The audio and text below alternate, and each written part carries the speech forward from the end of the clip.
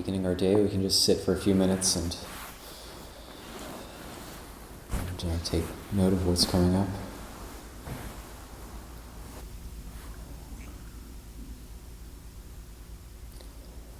So sometimes when we stop to meditate, the mind is like a train. Kind of use the analogy of the train. It's like we stop, but the mind is still moving. So it's like kind of like a freight train. But it's good to stop from time to time just to see that, because otherwise we're riding on it, or we're running along with it, and then we don't really see how much it's moving or where it's going to. So that's what's important to the meditation practice, is important for that reason, because otherwise the mind will always be finding things to do, to pick up, and my mind does that as well. So but if I've developed the skill that probably I have to let go of about 95% of the good ideas I have of things I want to do around the monastery. If I didn't let go of that, then either I would never meditate or I would never sleep. So, and I would just be doing things all the time, and already just that 5% is enough to have me doing probably even more than I should. Maybe I should let go of even more than that. But we do have to develop that skill of just like dropping things and not holding things, not carrying things around. And also another thing about the mind is that sometimes it gets bright. Sometimes the mind is bright, but then sometimes the mind is just murky and not at ease, not peaceful, not bright.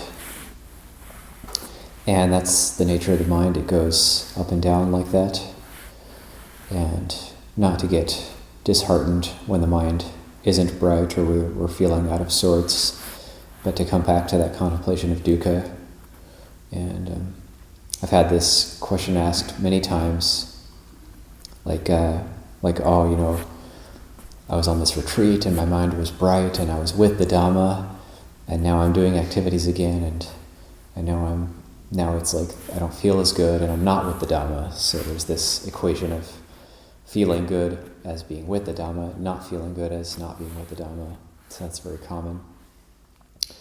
But the Dhamma encompasses feeling good and not feeling good and bad. Those are all Dhamma. And so coming back to, this is just change, this is just impermanence, anicca. And it's always changing in that way. And if things are going well and we feel good, our body and mind feels good and comfortable, that'll change. And if it feels uncomfortable or we're just out of sorts or things just seem not quite right, then to look at that as dukkha, that's the first noble truth. So we say, oh yeah, that's that mental tension of things just aren't quite right, and what's causing that? What are we holding on to that's keeping that going? So that's very much part of the practice. Sometimes we might even be meditating and nothing much is happening, but there's a sense of an undercurrent of anxiety or an undercurrent of something is not right, or there's like a lack of stillness, or that impulse just to want to get up and do something, or the mind is kind of racing with ideas.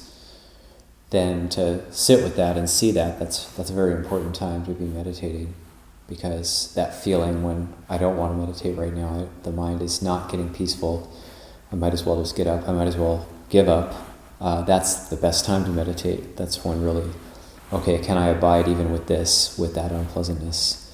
And if I can remain still and develop mindfulness with that unpleasantness, that's when it gets really good, because you start separating from what's actually happening. The awareness starts to separate out from the objects of the awareness. So that's very good when we can start to do that, and we see, oh, that's just the nature, that's what they do, and we can know them.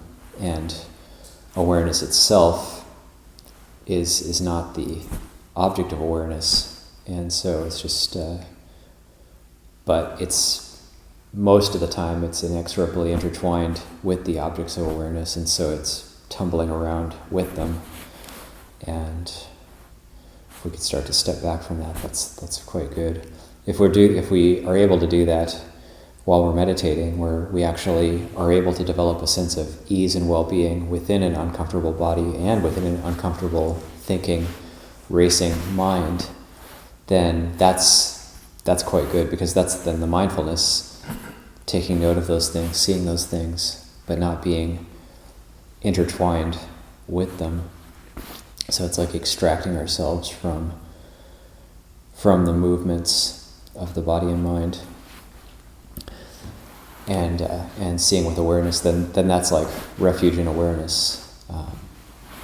So it's very good to keep coming back to that. When we're able to do that during the sitting and walking meditation, then we'll be able to do it more and more with, like Ajahn said on the retreat. Ajahn was a guest speaker for one day on the Thanksgiving retreat, and he said 5-second meditations and just counting to 5, stopping several times during the day and just counting to 5. And he stopped during his talk and he said, do it like this: 1, 2, 3, 4, 5. And he said, just do that several times a day, and even in a very busy life, you can actually bring yourself back to a sense of ease and well-being with those 5-second meditations. I'll leave that for reflection this morning.